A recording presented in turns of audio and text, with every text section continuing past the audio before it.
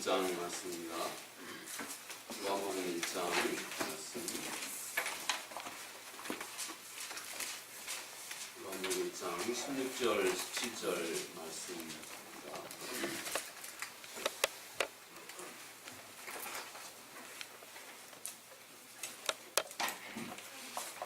요한복음 1장 16절, 17절 우리 다 같이 함께 천천히 한번 읽어보도록 하시겠습니다. 시작. 우리가 다 너희 충만해서 하니 은혜에 은혜라. 율법은 모세로 말미암아 주어진 것이요 은혜와 진리는 예수 그리스도로 말미암아 오신 것이라. 아멘. 반갑습니다.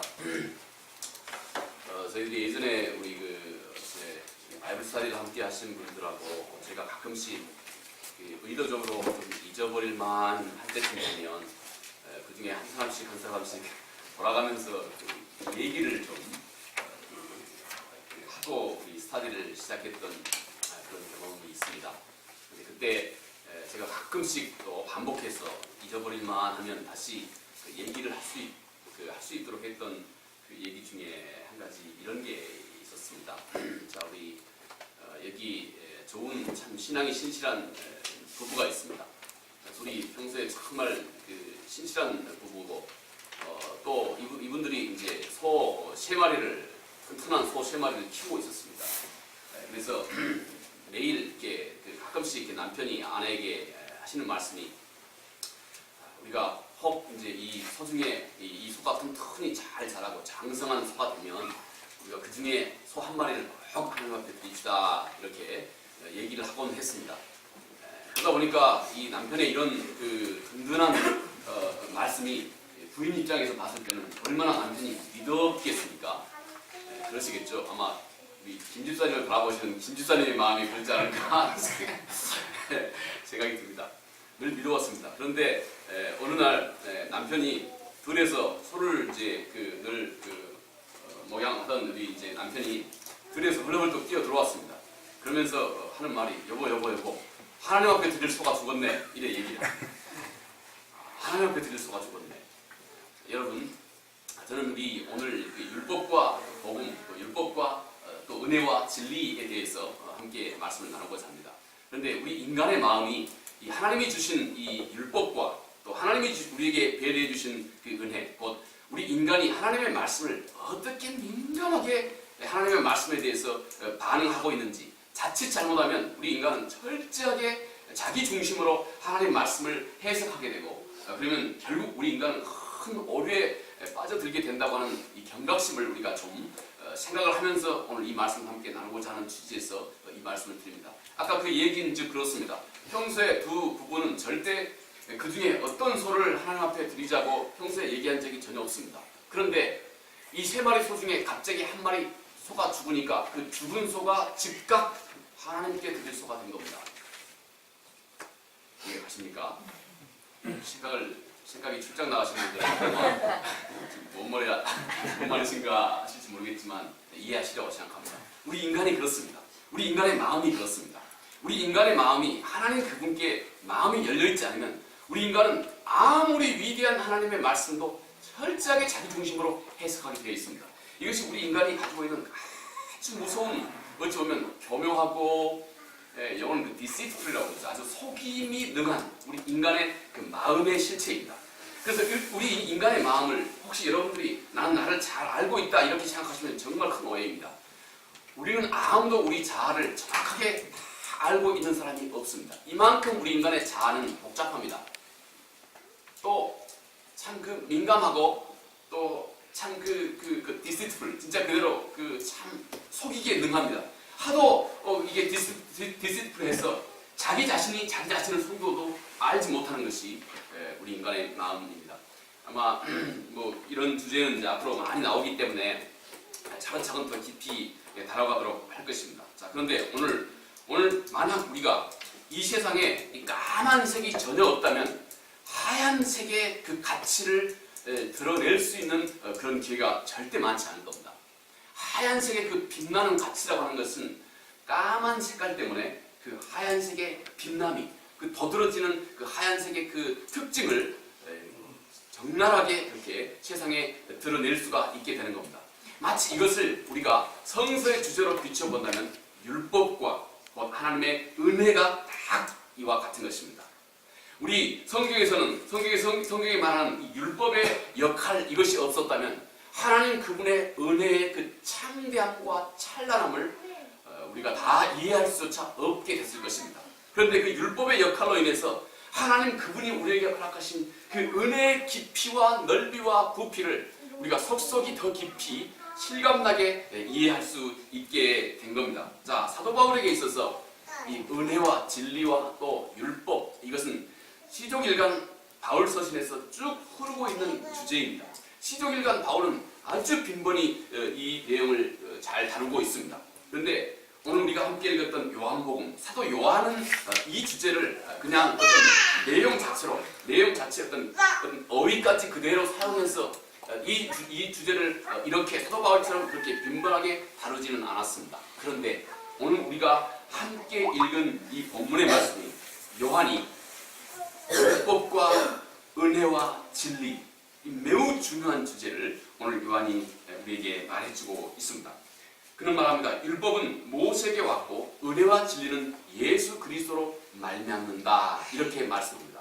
여러분, 이 말씀 속에 그 포함되어 있는 이 하나님의 그 뜻이 뭘까요? 이 말씀 속에 포함하고 있는 그 하나님의 그 놀라우신 광대함이 뭘까요? 자, 은혜는 율법으로 인해서 그 가치를 드러내게 됩니다. 그리고 율법은 은혜로 인해서 그 율법의 그 실체를, 이런 얘기는 제가 조금 천천히 하겠습니다. 저는 생각할 시간을 좀 드리면서 이렇게 하겠습니다. 하나님의 은혜라고 하는 것은 율법 그것으로 인해서 그 은혜의 가치를 그 더들어지고 그 아름다운 은혜의 가치를 비로소 깨달아 알 수 있게 됩니다. 또 반대로 율법이라고 하는 것은 하나님 이 은혜와 비교되면서 이 율법의 실체를 우리가 다 알 수 있게 됩니다. 본문을 통해서 요한이 드러내는 이 하나님의 은혜와 그리고 이 율법의 대조, 이것을 우리가 함께 생각을 해보면서 하나님의 은혜를 나눠보고자 합니다. 그런데 이것은 절대 한 시간에 쏙 다룰 수 있는 그런 주제는 아닙니다. 제가 아무리 노력해봐도요, 안 돼요. 그래서 이것을 한 3가지 정도로 한번 나눠본다면, 먼저는 하나님의 그 은혜와 대조되는 그 율법, 또 이 율법과 대조되는 이 하나님의 그 광대하신 은혜의 그 의미가 무엇인가 하는 것을 먼저 한번 생각해보고, 오늘 그 주제를 한번 생각해보고자 합니다. 서로 다른 점이 무엇인가 하는 것입니다. 둘째는 하나님께서 이 율법과 그리고 이 은혜를 통해서 하나님이 우리 사람과 커뮤니케이션하는 서로 다른 방법, 다시 말해서 율법은 하나님께서 일방적으로 주신 것이었습니다. 그런데 하나님의 은혜는 하나님 자신이 오신 겁니다. 하나는 영어로는 giving, 하나는 주신 것이고 하나님이 직접 오신 겁니다. coming, 직접 오신 것입니다. 이 하나님이 이 율법과 은혜를 통해서 우리 사람과 커뮤니케이션하는 이 방법의 차이를 우리는 또 다음 시간에 한번 나눠보도록 하겠습니다. 그리고 또 3번째는 이 하나님의 은혜와 이 하나님의 율법이 이 세상에 누구를 통해서 어떻게 왔는지, 하나는 모세를 통해서, 하나는 예수 그리스도를 통해서 이 땅에 오셨다 하는 이 차이는, 이 2가지는 다음 시간에 한번 다뤄보도록 하겠습니다. 자, 오늘 우리는 먼저 하나님의 은혜, 이거와 하나님의 은혜와 율법, 이것이 서로 다른 내용을 한번 생각을 해보도록 하겠습니다. 혹시 이제 신앙생활을 막 시작하신 분들은 율법, 은혜 이런 말들이 조금 생소하실지는 모르겠습니다. 그런데 제가 여기서 아주 그냥 이것부터 다 하기는 어렵고요. 이제 이렇게 좀 이렇게, 그런데 가만히 들어보시면 이렇게 참 의미 있는 얘기네 하는 생각은 아마 분명히 드시리라고 생각합니다. 혹시 이 개념이 처음 너무 생소한 분이라 할지라도 함께 같이 기울여 봤으면 좋겠습니다. 자, 그러면 먼저 율법과 대조되는 이 복음의 그 특징을 한번 좀 큰 그림으로 한번 생각해 보겠습니다. 먼저 율법은 단지 우리 인간이 해야 되는 것에 대한, 우리 인간이 해야 되는 것, what is to be, 영어는 그렇습니다. 우리 인간이 마땅히 해야 되는 것을 하나님께서 우리에게 가르쳐주는 바로 그것입니다. 우리 인간이 마땅히 해야 하는 것, 이것을 하나님께서 우리 인간에게 가르쳐주고 있는 그런 패턴을, 그런 형태를 가지고 있습니다. 그러나 이 율법이라고 하는 것은 하나님께서 우리에게 마땅히 해야 할 것을 우리에게 말씀하고 계시지만 실제로 하나님께서 말씀하고 있는 그 마땅히 해야 될 그것을 내가 진짜로 할 수 있는 그 능력을 그 힘을 우리에게 제공해 주지는 못하고 있는 것이 이 율법입니다. 이해가십니까?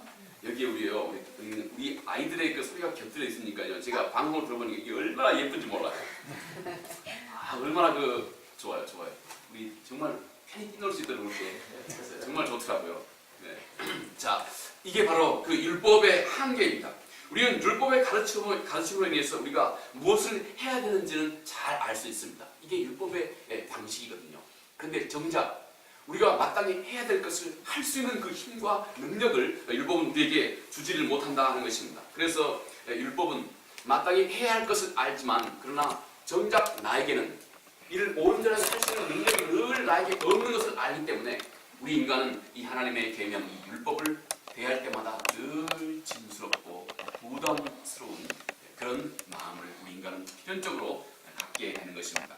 율법의 그 유연함이 없는 이 율법의 특성이나 또 아주 자비도 없고 또 연민이나 동정이 없이 곧 하나님의 의로움만 드러내고 있는 모습 때문에 그렇습니다.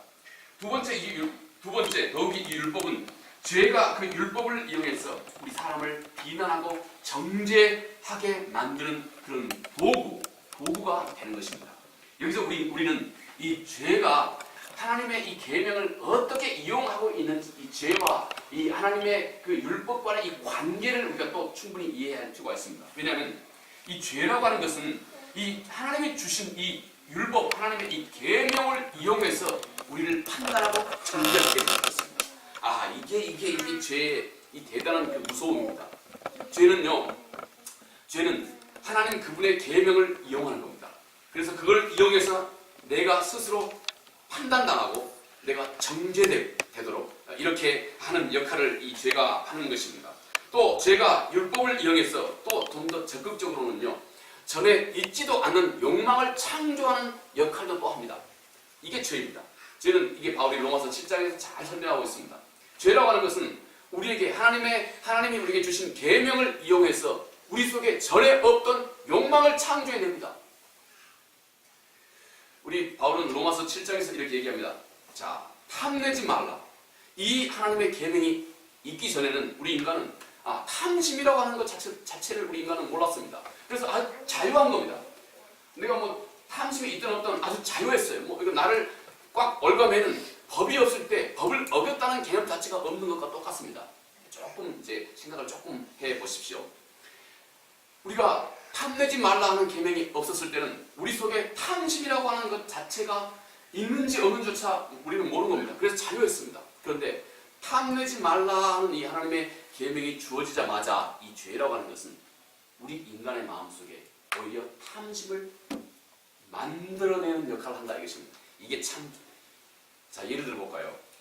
이 앞에 말이죠. 이 앞에 사람들이 지나다니는 길 가에다가 우리 집사님께서 우리 텐트 하나를 이렇게 딱 쳐뒀답시다. 텐트를 딱 쳐뒀어요. 그런데 이 텐트를 그냥 텐트 하나를 쳐뒀으면 사람들이 그냥 쓱쓱 지나갑니다. 그러면서 속으로 생각하기를 저 텐트가 좀 젖어서 텐트를 햇볕에 잘 말리기 위해서 그 텐트를 이렇게 딱 이렇게 쳐놓은 모양이다. 이렇게 생각합니다. 그냥 그렇게 쉽게 지나갑니다. 그런데요, 그 텐트 그 앞에다가요, 텐트 그 위에다가 절대 안을 들여다보지 마시오. 이렇게 딱 써붙이면 어떨까요? 집사님 어떨까요? 지나가시다가 들여다보고 싶은데. 그렇죠. 역시 제 의도를 잘 파악하시고 적절한 답을 잘 해주신 것 같습니다. 절대 들여다보지 마시오. 아무 그 시비가 이렇습니다. 아무 계명이 없을 때는 우리 인간이 저는 자유한 겁니다. 그런데 절대 들여다보지 마시오, 안을 들여다보지 마시오 하는 이 계명이 딱 생기자마자 우리 인간은 그걸 보고 우리 인간 도대체 이 안에 뭐가 있나 하고 말이죠. 그 안을 들여다보고 싶은 욕망이 바로 이 계명이 이 들여다보고 싶은 욕망을 만들어낸다 이것입니다. 딱 죄가 그렇습니다. 죄가 이 하나님의 계명을 이용해서 우리 속에 전에 없었던 계명이 뭘 하지 말라 하면 이제는 그 계명 때문에 오히려 그것을 하고 싶은 욕망을 죄가 하나님의 율법을 이용해서 창조해낸다 이것입니다. 우리 인간의 마음이 이처럼 미묘한 것입니다. 하나님의 말씀과 우리 인간의 역학관계가 이처럼 그 미묘한 것입니다. 자, 이것이 곧 율법이 곧 죄와 더불어서 우리 인간의 마음속에서 하고 있는 것들입니다. 이것은 마치 율법의 상당히 부정적인 차원만 얘기하는 것 같습니다. 그러나요, 하나님이 어찌 가만히 계시겠습니까? 그 명치하신 하나님이 어찌 가만히 계시겠습니까? 하나님은 말이죠, 율법이 우리 사람을 정죄하고 판단하고 수도 없이 우리 인간의 연약함, 약함을 율법이 적나라하게 우리에게 가르쳐주고 드러내주지만, 하나님은 곧 율법의 그 적나라하게 나를 판단하고 가르쳐주는 그 율법의 역할 때문에 하나님은 우리 인간이 절대적으로 자기 자신은 정말 내가 의지할 것이 없구나, 내가 정말로 예수 그리스도가 필요하구나 하는, 곧 우리 주 예수 그리스도 그분께 내 마음을 전폭적으로 쏟아붓게, 그분께 내 마음을 포커스를 맞출 수 있는 역할을 하나님께서, 이 죄가 율법을 이용한 것 같지만 하나님은 또 오히려 이 죄의 네거티브한, 죄의 부정적인 이 역할을 또 하나님은 이용하셔서 우리 인간이 전폭적으로 예수 그리스도 그분께만 유일한 소망을 두고 유일한 구원의 길을 그분께만 집중할 수 있는 역할을 오히려 또 하나님은, 더 명치하신 하나님은 이렇게 해 가시는 것입니다. 물론 이 주제는 저희들이 또 다음에 큰 주제이기 때문에 다음에 물론 더 깊이 다루도록 하겠습니다. 성서는 이것을 그래서 율법을 농학선생이라고 이렇게 얘기를 합니다. 어찌됐든 율법주의자들에게 하나님은 늘 엄격하고 그리고 늘 공의로우신 심판자로 서 계시는 것입니다. 본질적으로 그것이 어떤 모세의 율법이 됐던, 또 이 세상에 있는 어떤 실정법이 됐던, 본질적으로 그것이 우리 인간의 양심에 늘 존재하고 있는 그 양심의 법이 되었던 간에 법은 항상 다 똑같은 것입니다. 이들은 공통적으로 늘 요구만 하는 것입니다. 법은 공통적으로 늘 우리를 판단만 합니다. 그래서 절대 그 요구의 사항을, 그 요구의 내용을 내가 능히 감당할 수 있는 그런 충분한 어떤 그 리소스는, 그런 충분한 어떤 능력은 법 자체가 우리에게 절대 제공해 주지 못한다 하는 것입니다. 단지 엄격하고 용서 없이 그 법을 어기는 자에 대한 정죄와 또 심판만 해서 해오는 것입니다. 그래서 늘 하나님의 계명은 우리에게 싸늘하고 무거울 뿐인 것입니다. 이 영국에 가면요, 이 영국의 그 중앙 그 형사법원이 있어요. 그 영국의 그 중앙 형사법원 그 정문 앞에요, 이게 큰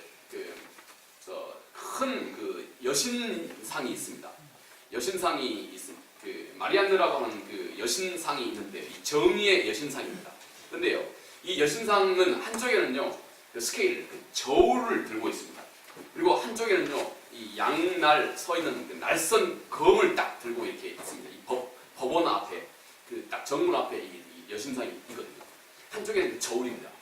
철저하게 그 개인적인, 그 사람은 또 이 마리안느는요, 이게 눈을 딱 가리고 있습니다.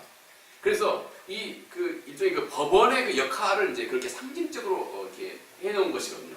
그래서 이 법정은 철저하게 그 사람의 개인적인 상황을 전혀 고려하지 않는 겁니다. 단지 정말 철저하게 공의로운 차원에서 개인적인 사정을 고려할 것 없고, 공의로운 그 정확하게 이 무게를, 밸런스를 맞는 무게를 재는 이 스케일, 저울을 같이 개인적인 어떤 사정을 고려하지 않고 오직 그냥 의롭게만 이 판단을 하는 이 저울 하나하고, 그리고 이 판단되는 대로 정확하게 죄가 결정되는 대로 바로 이 죄를 집행하는 이 날카로운 이 양날 칼만 들고 있는 것입니다.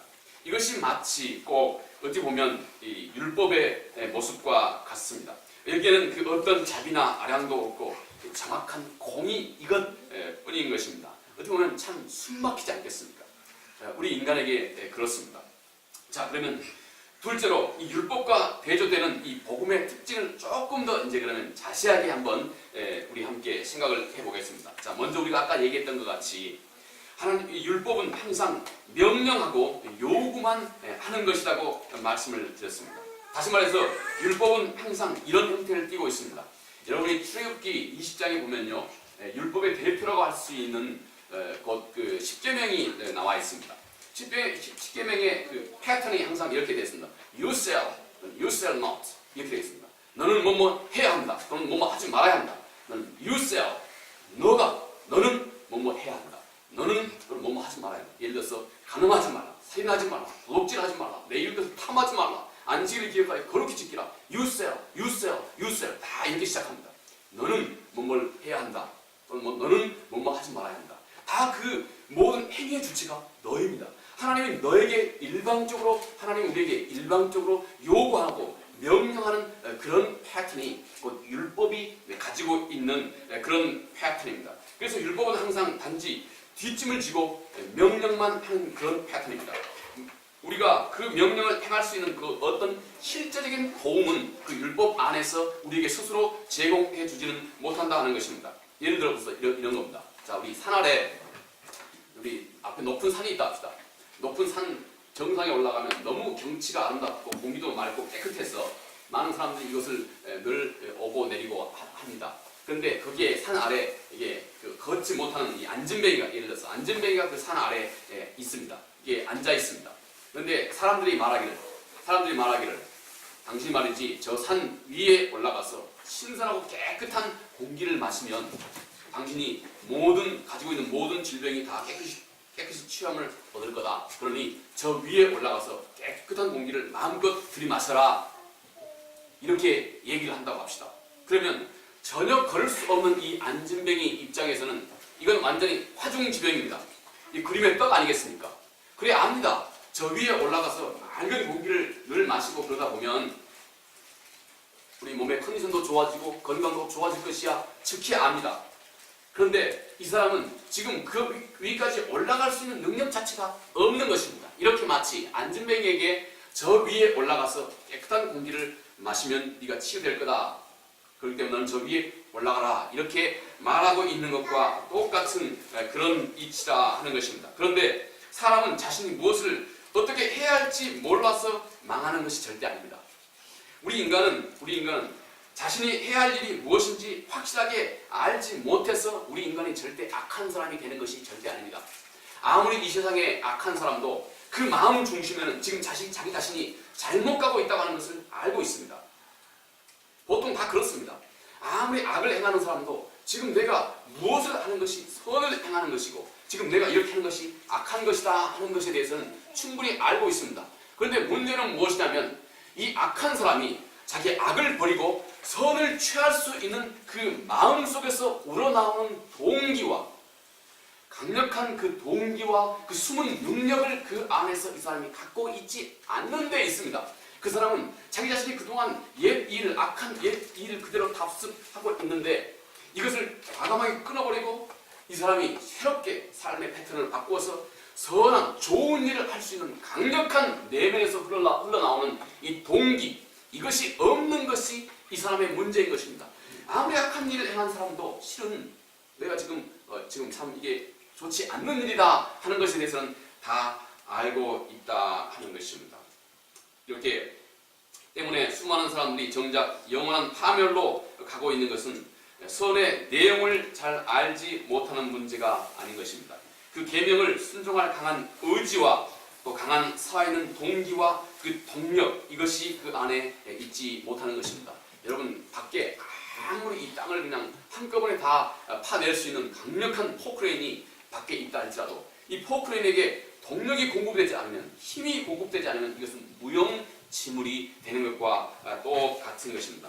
이렇게 율법처럼 이렇게 하라, 또 뭔가를 의무적으로 또 강제로 강압적으로 내가 뭔가를 해야 하는 그런 우리 인간의 마음에서는 절대 하나님의 말씀을 온전하게 순종할 수 있는 진정한 살아있는 동력을 만들어낼 수 없다 이것입니다. 사람은 무언가를 의무심 때문에 하면은 늘 이것을 내가 해나가는데 내가 투자할 최소한의 것이 무엇인가 하는 걸 생각하기 시작합니다. 우리 인간은 내가 별로 마음에도 없는데 해야 한다, 뭘 해야 한다 그런 어떤 그 마음을 갖고 있으면 내가 뭔가를 내가 이거 안 하면 안 된단 말이지. 이런 마음으로 어떤 일을 하기 시작하면 우리 인간은 반드시 내가 이것을 마지막까지 해내는 데 있어서 내가 희생할 그 코스트, 이거를 최소화할 수 있는 선이 어디냐 하는 걸 생각합니다. 이것이 곧 우리 인간에게 철저한 외식과 종교 위선으로 우리 인간을 몰고 가는 율법의 부정적인 힘입니다. 때문에 율법, 다시 말해서 내가 이것을 안 하면 안 된다, 해야 한다 하는 이런 태도로 우리가 하나님의 말씀을 순종하기 시작한다면, 하나님의 말씀을 지키려고 한다면, 이 율법으로는 절대 하나님의 계명을 진정한 의미에서 순종할 수 있는 힘을 우리 인간의 마음속에서 이 율법으로는 절대 만들어내지 못한다 하는 것입니다. 하나님의 말씀을 진정으로 순종하지 못하게 됩니다. 단지 겉모습뿐입니다. 사람이 강압적으로 의무심을 강하게 느끼면 느낄수록, 그리고 그것 때문에 어떤 일을 하면 할수록 이 사람은 점점 심한 종교적인 외식만 만들어내게 되는 것입니다.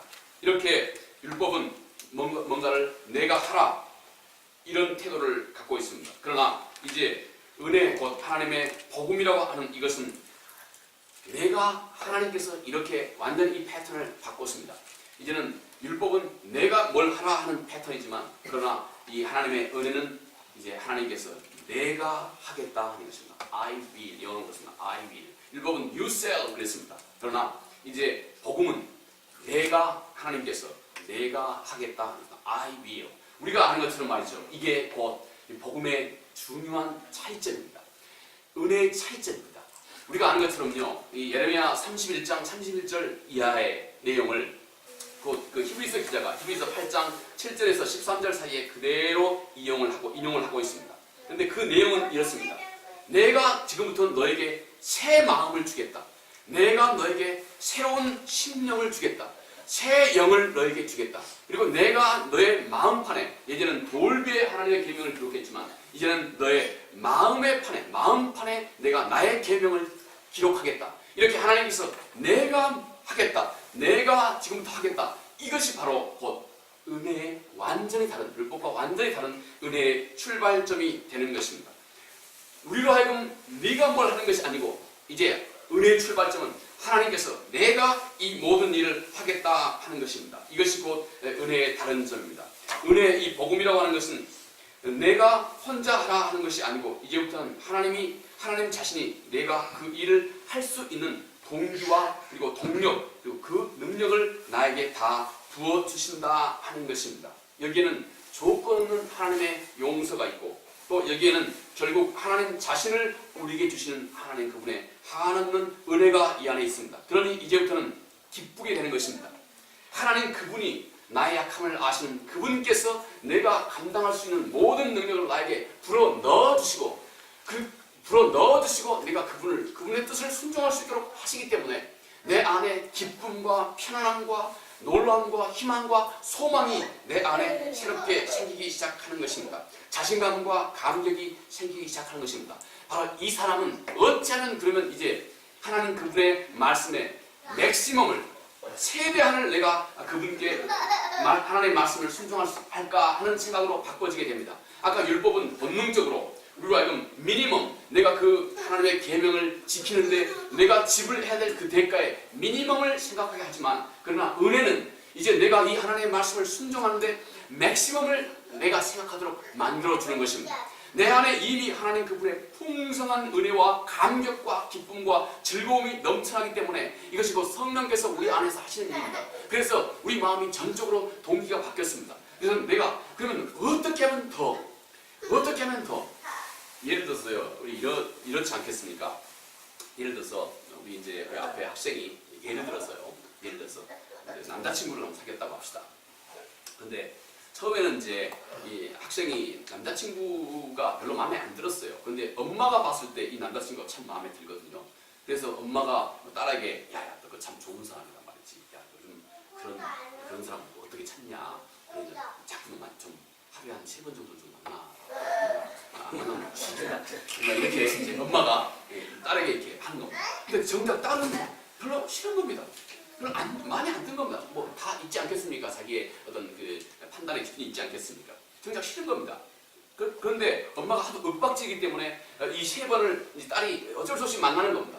그런데 이 어쩔 수 없이 만나는 이 딸의 마음, 이 중심을 생각해 봅시다. 이 딸은 가능하면 3번, 4번, 5번 만나려고 그럴까요? 아니면은 싫어하는 상태에서 어떻게 하면 3번 자체도 좀 덜 만나려고 그럴까요? 기회만 되면 3번 자체도 좀 덜 만나려고 그러겠죠. 그게 바로 우리가 율법 아래 있다고 하는 겁니다. 그 만나라 하는 것이 하나님의 명령이고 그 명령을 대한 우리 인간의 태도가 의무적으로 그 명령을 수행해야 될 우리 인간의 마음을 갖고 있다면 나는 그걸 어쨌든 간에 최소화하려고 그런 겁니다. 하루에 가능한 2번, 잘하면 한 번만 만나고 싶은 겁니다. 이게 우리 인간의 내가 곧 하나님의 계명을 지키기 위해서 내가 지불해야 될 그 대가의 최소한을 늘 생각하기 시작하는 겁니다. 이 끝이 종교 외식입니다. 이렇게 나가다 보면 점점 위선으로 받게 되는 겁니다. 그런데 어느 날 얘가요 생각이 완전히 바뀌었어요. 어찌된 일인지 너무너무 그 남자가 멋있게 보이는 거예요. 엄마가 딱 3번만 만나라 했는데 그때부터는 너무너무 좋아지는 거예요. 무슨 3번, 4번, 5번, 6번 만나도 아무 문제가 없는 겁니다. 더 만나고 싶은 겁니다. 그렇지 않나요? 그렇겠죠? 오케이. 그런 마음입니다. 자, 그러면 이제 차이는 뭡니까? 차이는 이 딸아이가, 이 남자아이가 좋아진 겁니다. 차이는 바로 거기에 있습니다. 예전에는 싫은 건데 억지로 하라니까 했는 거고, 이제는 이 남자가 좋아진 겁니다. 좋아지다 보니까 이 딸의 마음 태도가 바뀐 겁니다. 점점 3번, 4번, 5번, 6번. 그 하루에 3번 만나야 한다는 이 계명의 맥시멈, 최대한 극대를 생각하기 시작하는 겁니다. 하나님의 계명은 이렇게 너 계명을 지키기 위해서 내가 지불해야 될 대가의 극대를 생각할 때만 비로소 당신이 하나님의 계명을 지킬 수 있습니다. 절대 미니멈을 생각해서는 하나님의 계명을 지킬 수 없어요. 미니멈을 생각해서는 당신은 결국 종교 위선에 빠게 돼요.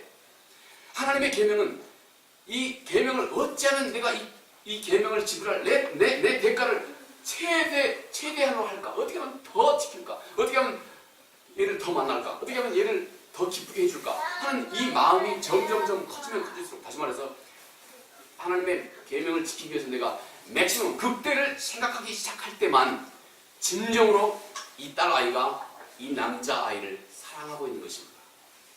그래서 하나님을 사랑해야만 우리는 그 어떤 계명이든지 본질적으로 비로소 지킬 수 있는 겁니다.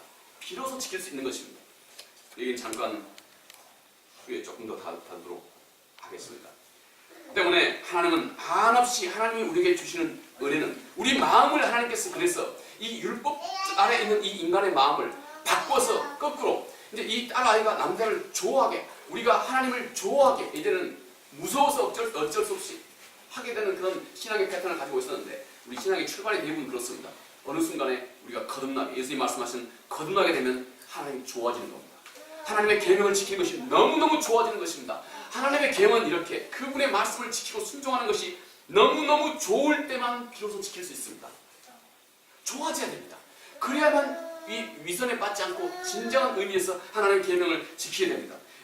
바로 이렇게 우리 마음을 바꾸기 위해서 하나님께서 우리에게 대하는 방법이 은혜라고 하는 방법이고, 은혜는 하나님이 먼저 우리에게 철저하게 우리에게 모든 것을 다 쏟아 부어주시는 겁니다.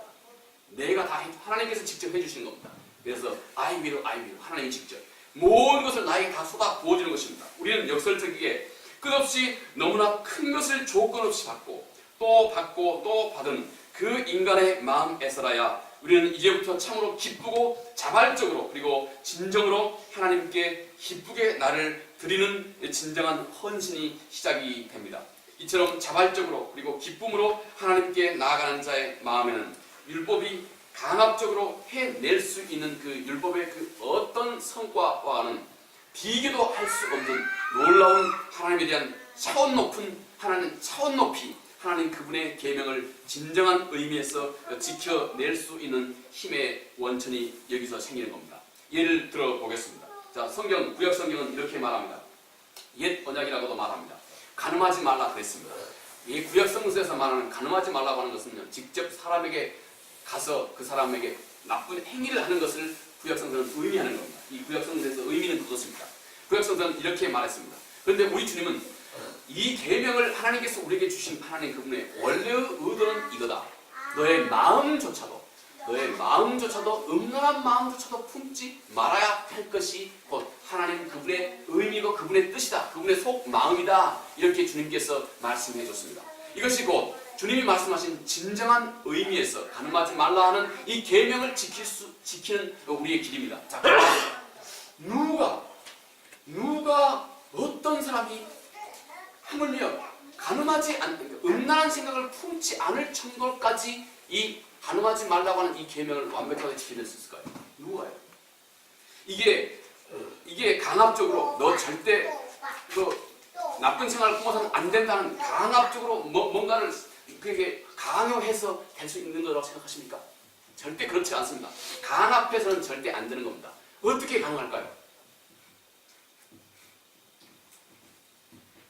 내가 진짜로 하나님 그분의 말씀을 진짜로 내가 지키고자 해야 됩니다. 내가 진짜로 그분의 말씀을 순종하고자 해야 됩니다. 내 마음속에 진짜 하나님 말씀을 내가 스스로 자발적으로 그분의 말씀을 진짜 지키고 싶어져야 됩니다. 그분의 말씀이 진짜 내가 좋아져야 됩니다. 그분이 다른 말로 또 그분을 내가 진짜 사랑하기 시작해야 됩니다. 내가 그분의 말씀을 진짜로 지키고 싶어야 됩니다. 그래야 우리는 이 하나님, 우리 주님께서 가르쳐주신 액면 그대로 하나님의 그 의도까지 우리가 나쁜 마음을 품지 않은 그것까지도 완벽하게 지켜낼 수 있는 진정한 능력이 우리 인간에서 생긴다 하는 것입니다.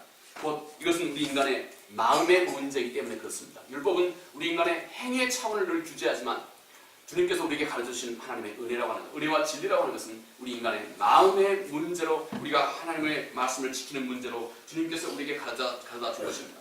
그러면 누가 이렇게 마음에서부터 하나님의 계명을 지킬 수 있겠습니까? 이것은 진정으로 십자가의 사랑에 감격해서 이제는 자원하여서 스스로 하나님의 말씀을 순종하고자 하는 사람만이 지킬 수 있는 영역인 것입니다. 이것은 절대 강요해서 또 그런 의무심 때문에 내가 지켜낼 수 있는 것이 아닙니다.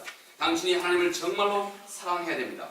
당신이 하나님의 말씀을 정말로 자기가 스스로 지키고자 해야 하는 것입니다.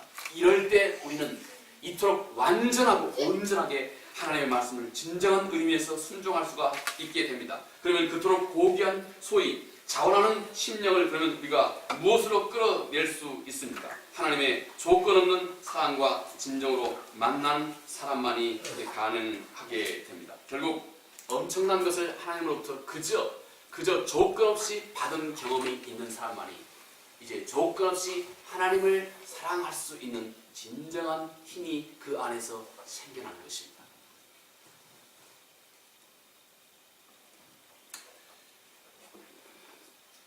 더 예를 들면 복잡할 것 같아서 더 이상 예를 들지 않도록 하겠습니다. 이것이 율법과 대조되는 복음의 능력, 곧 은혜의 능력입니다. 그래서 성서에서 은혜라고 하는 것을 능력으로, 그 파워로 이렇게 그래서 성서가 표현하고 있는 것입니다. 우리는 가끔씩 저는 우리 장로님과 그런 말씀 나눴습니다만 성서에서 우리가 하나님의 은혜 그러면 은혜는 조건 없이 우리에게 한없이 부어주는 어떤 그런 것 이런 거로만 우리는 생각합니다. 물론 하나님의 은혜가 그렇습니다. 조건 없이 한없이 부어주는 것입니다. 그런데 우리 인간이 조건 없이 하나님의 은혜를 일방적인 은혜를 우리 인간이 누리고 있는 상황에 진짜로 이 하나님의 은혜를 받은 사람이 반응하는 방법은 절대적으로 이제는 그분을 사랑하고 그분께 절대적으로 그분의 말씀에 순종하기 시작하는 것입니다. 다시 말해서 은혜라고 하는 것은 계속해서 죄를 쉽게 지어도 괜찮다고 하는 죄의 유다서 4절 표현처럼 죄를 늘 쉽게 가볍게 여기는 면허증으로 성경이 말하고 있는 것이 아니다 이것입니다.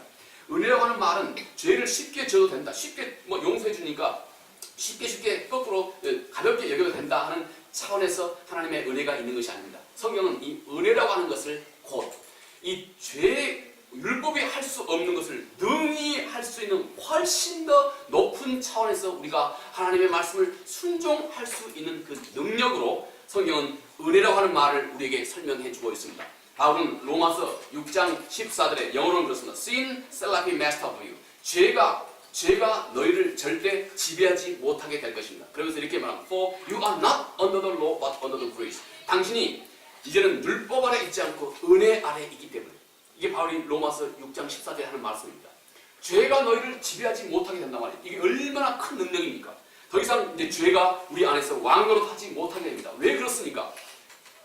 바울은 말하기를 너가 이제는 죄 아래 있지 않고 은혜 아래 있기 때문에 그렇다 이것입니다. 그렇다면 이 은혜라고 하는 것은 우리가 절대 죄를 늘 이길 수 있는 강력한 능력을 우리 우리에게 제공해주고 있는 것이라고 하는 것을 우리가 알 수 있습니다. 그래서 바울은 로마서 5장 22절에 바로 그 말, 은혜가 왕노릇한다, 이렇게 은혜를 곧 하나님의 능력 또 권세, 파워로 그렇게 우리에게 설명해 주고 있는 것입니다. 이처럼 은혜는 하나님이 베풀어 주신 한없는 주심이고 한없는 베풀어 주심입니다. 그런데 신비하게 그것을 받는 자에게 죄를 이기는 강력한 힘과 능력으로 나타나게 되는 것입니다.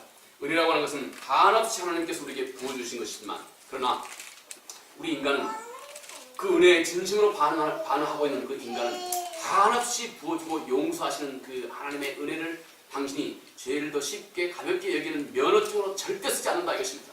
이 하나님의 진정한 이 한없이 용서하시고 부어주신 은혜를 진정으로 받고 바르게 반응하는 자는 그 은혜 때문에 이제는 거꾸로 강력하게 하나님 앞에 나를 드릴 수 있는 바로 그 원천과 기회가 된다 하는 것입니다.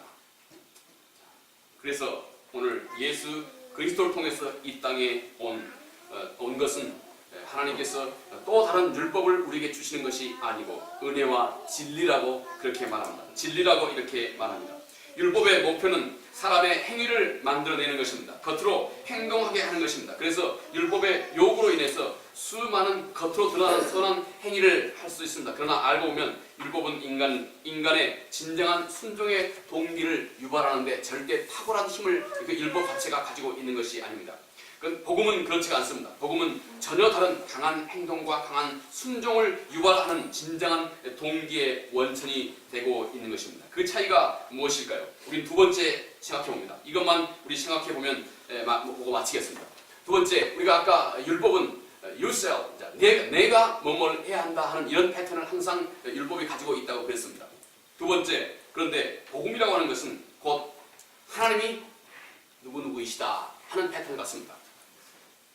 율법과 다른 율법은 내가 yourself, 내가 뭘 해야 한다 하는 명령의 그런 패턴을 가지고 있습니다. 그런데 복음의 특징은 아까 우리 첫 번째 얘기 나왔던 것 같이 이제는 I will, 내가 너에게 이 모든 하나님의 계명을 순종할 수 있는 모든 능력을 제공하겠다 하는 것이 첫 번째고, 두 번째 또 하나님의 은혜의 패턴은 이것입니다. God is, 하나님은 어떤 분이시다. 다시 말해서 이 하나님의 은혜라고 하는 것은 곧 하나님의 계명을 지키기 위해서 나에게 하나님이 어떤 분이라고 하는 사실을 알려준다는 것입니다. 하나님이 어떤 분이라고 하는 사실을 내가 경험하도록 해준다는 것입니다. 그래서 곧 God is, 하나님이 어떤 분이시다 하는 이 사실을 우리에게 알려주기 때문에 우리 주님께서 은혜와 진리 이렇게 말하는 것입니다. 진리, 우리 주님께서 진리라고 말씀하신 것은 곧 하나님이 어떤 분이다 하는 사실을 우리에게 완전히 이 은혜는 드러내 주신다 하는 것입니다. 자, 그분이 어떤 희생을 치렀는지, 얼마나 나를 사랑하고 계셨는지, 얼마나 나를 오랫동안 기다리고 계셨는지, 얼마나 나를 존중히 여기는지, 얼마나 나를 깊이 이해하고 사랑하고 있는지 알게 해주시는 것입니다. 그분이 누구인지 내가 알게 하시는 것입니다. 하나님을 진정으로 알게 된 사람은 그를 사랑하지 않을 수가 없게 되는 것입니다. 이것이 하나님을 아는 우리 인간의 방법입니다. 우리 인간은 하나님을 아는 만큼 하나님을 사랑하게 됩니다. 이것이 우리 인간이 하나님을 아는 방법입니다. 우리는 하나님을 아는 만큼 우리의 마음이 활짝 열려서 그분을 사랑하게 됩니다. 사랑하지 않고는 견딜 수 없게 됩니다. 다시 말해서 은혜는 하나님이 어떤 분이라고 하는 사실을 우리에게 활짝 열어주신다 하는 것입니다. 그래서 우리 주님께서는 곧 진리, 은혜와 진리 이렇게 말씀하시는 것입니다. 하나님을 진정으로 아는 자는 이제 그 마음 중심에서부터 스스로 기쁨으로 그분 앞에 나아가게 됩니다. 이것은 율법이 흉내도 낼 수 없는 강한 순종의 동기를 우리 인간의 마음속에 불어넣어 주고 있습니다. 제가 가끔씩 여러분들에게 소개하고 있는 말씀 중에 한 가지가 베드로가 말씀하셨던 베드로전서 2장 24절 말씀입니다. 자, 하나님께서 친히 나무에 달려 죽으신 것은 너희로 하여금 죄에 대해서 죽고 의에 대해서 살게 하려 하심이라, 이렇게 사도 베드로가 말합니다. 왜 하나님께서 수없이 많은 우리 인간을 구원할 수 있는 많은 다양한 길이 있었는데도 불구하고 왜 친히 우리 주님께서 나무에 달려 죽으신 그 고통스러운 방법을 왜 택하시나 하는 것입니다. 베드로의 최소한 의도는 이었습니다. 우리로 하여금 그토록 우리를 구원하시기 위해서 주님께서 참으로 고난에 힘겹고 어려운 십자가에 못 박혀 죽으신 이 고통스러운 이 길을 우리 앞에 선택하신 것은, 그래서 우리로 하여금 이 길을 목도할 수 있도록 직접 하나님께서 하시는 것은, 우리로 하여금 그 앞에 서 있는 우리가 이제는 죄에 대해서 죽고 의에 대해서 살 수 있는 능력을 우리에게, 동기를 우리 속에 길러주기 위함이다, 이것입니다. 마치 이것입니다. 예를 들어서 그렇습니다. 어떤 엄마가 딸에게, 평소에 딸하고 관계가 안 좋았다고 합시다.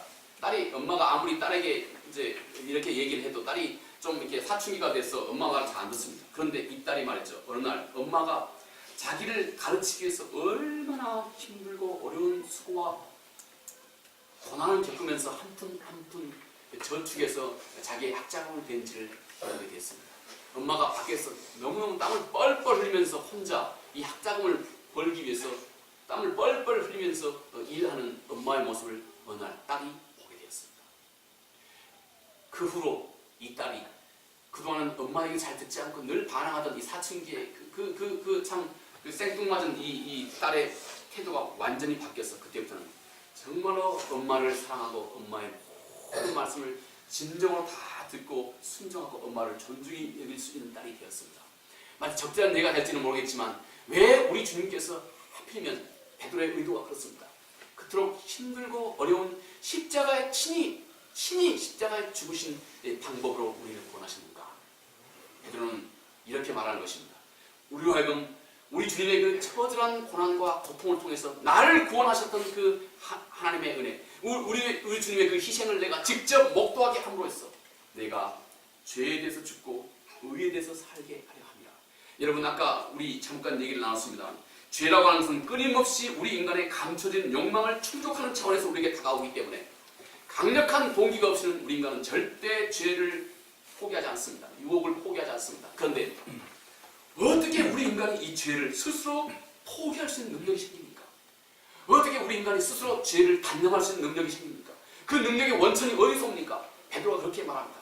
친히 우리 주님께서 십자가에 달려 돌아가심으로 우리가 그것을 목도하게 함으로써 우리가 우리 스스로에게 죄를 과감하게 끊어버릴 수 있는 힘을 우리에게 주고, 하나님 그분의 의를 내가 직접 스스로 선택할 수 있는 그분의 길을, 그분의 의를 선택할 수 있는 그 안목을 우리에게, 능력을 우리에게 제공해 준다.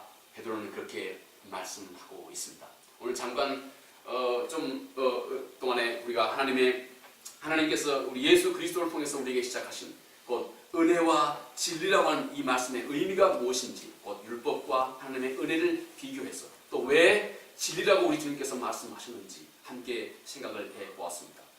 좀 이렇게 많은 분량이긴 하지만 하나하나 여러분께서, 성령께서 여러분의 마음속에 주신 내용들 마음속에 품으시고, 이제는 율법의 역할처럼, 옛사람처럼, 또 어린 아이처럼 무겁고 두렵고 또 어떤 형식 또 이런 것에서 우리가 하나님께 나가지 않고 자원하여 기쁘고 즐거운 마음으로 스스로 하나님 앞에 우리의 모든 우리의 신앙의 일거수일투족을 다시 한번 깊이 재고해보는 그런 기회가 있고, 그리고 이 일의 모든 동기 속에 곧 하나님께서 하나님 자신의 한없는 희생과 헌신을 우리에게 드러내 주셔서 우리로 하여금 끊을 수 없는 이 죄의 유혹에서 과감하게 돌아설 수 있는 진정한 힘과 또 하나님의 의를 내가 스스로 선택할 수 있는 이 진정한 힘의 원천을 우리에게 공급해 준다고 하는 이 하나님의 말씀을 깊이 마음속에 묵상해 보시기를 간절히 바라겠습니다. 기도하겠습니다. 하나님 감사합니다. 율법은 모세를 통해서 왔습니다. 율법의 역할은 늘 우리에게 강요하고 의무적으로 수행해야 할 그런 패턴으로 우리에게 다가왔습니다. 그러나 하나님을 잘 알지 못한 우리 인간은 늘 이것이 무겁고 또 늘 이것이 부담스러워서 어쩌면 하나님의 말씀을 지켜나가는데, 하나님의 말씀을 순종하는데 내가 지불하고 내가 감내해야 될 그 코스트를, 그 대가를 최소화할까 하는 것이 우리의 옛사람의 모습이었습니다. 그러나 이제 우리 주 예수 그리스도께서 시작하신 은혜와 진리는 하나님께서 먼저 우리 속에서 풍성한 은혜를 먼저 베풀어 주시고, 이미 우리가 하나님을 알고 하나님을 사랑할 수 있는 이 모든 것을 우리에게 공급해 주심으로, 또 우리에게 하나님의 그 한없는 희생과 또 헌신과 또 자기 비움과 하나님의 먼저 겸손하신 모습을 우리에게 드러내 주심으로 우리가 그 앞에 하나님 은혜에 감복하여 이제는 스스로 죄에 대해서 죽고 의에 대해서 살 수 있는 능력을 우리에게 공급해 주고 있다고 하는 이 사도 요한의 말씀이 우리 모두의 말씀 속에 참으로 지혜롭게 살아 생생히 역사할 수 있도록 은혜를 베풀어 주시옵소서. 예수님 거룩하신 이름으로 기도합니다. 아멘.